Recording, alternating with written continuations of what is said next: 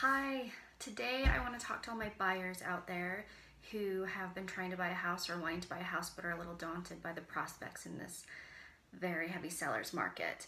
So today we are going to talk about how to buy a house in a seller's market.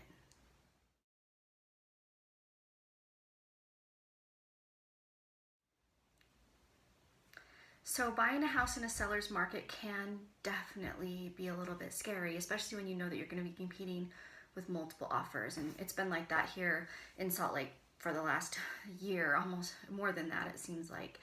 And, I've got some tricks that have helped. All of my buyers last year that I worked with found houses, and almost all of them competed with other buyers, and they were still able to find houses that they love and are in today. So I just want to go over a few tips that I have because the price of the house is important and the seller definitely thinks so, but it's not everything. So I'm going to just go over a few different things that might help you get a little bit of an edge when you do find a house to put an offer in on. The first is do your financial homework. Figure out how you're going to buy this house. Are you going to pay cash? Are you going to borrow money from parents or some other relative or friend? Or are you going to get a loan? Know that before you even start. Know what you can afford, what you're willing to pay, and get pre-approved for a loan if that's the way you're going. I have lenders that I work with that are great. I'd be happy to refer to you. Or you can go with someone of your own that you feel comfortable with. But that is the absolute first step you have to take. You've got to know what you can afford before you get out there.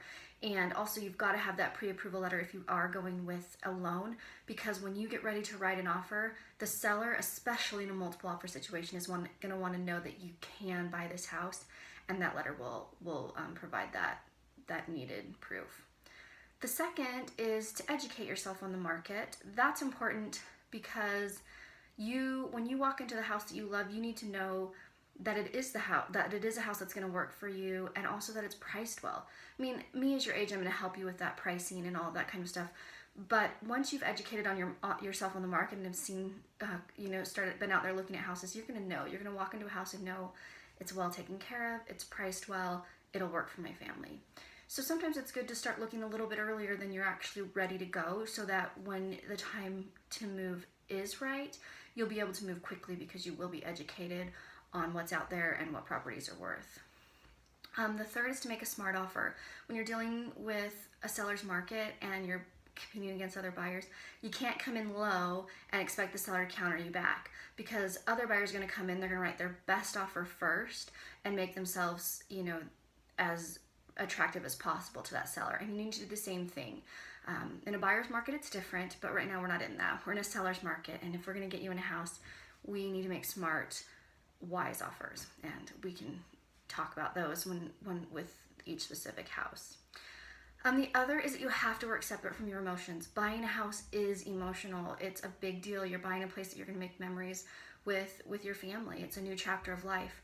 But when you're in the process of negotiating, those emotions need to be divorced from the situation, because they make us not irrational, but it's hard to make informed decisions sometimes when our emotions are wrapped up in it.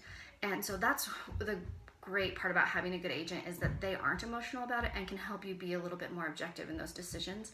But just remember, until that house is yours, you don't have memories in it yet, so you don't have to be emotional about it. That can come later. Sometimes you can write the seller a letter to explain to them why you love the house, why you're moving, what you're going to do with it. A lot of sellers love their houses, as you know, you love your own, and they've made memories there, and they want to know that the next person who lives there is going to love it too and take good care of it. That isn't always the case. Not all sellers care. Sometimes you're buying from a bank or an investor, and they obviously aren't going to care who does what with for the house. The money for them is the bottom line. But in many, many cases, the seller is just like you and wants someone to love their house, and a letter does help with that. I always say, you do all of those steps, you do everything you can, you put your best foot forward, you do your homework, and then you leave it to fate a little bit maybe. You kind of just have to go and you do what you can and you see what happens, and sometimes it doesn't happen. And I've seen it happen for clients where they just get their heart set on something and it doesn't come through, and they do lose a house. But then a week or two later, we find another house that is even better, and it works out on that one. So I really do believe that things work out the way that they're supposed to. We do our job to do everything in our power to do it right and to do our best, and then if we're doing that, it's gonna what's supposed to happen is gonna happen. So that's kind of my philosophy on it. But anyway, don't be scared if you're looking for a house and you think it's never going to happen. It can and will happen. It just takes some homework, some perseverance, and a good agent. But no, give me a call. I've got this in written out as well.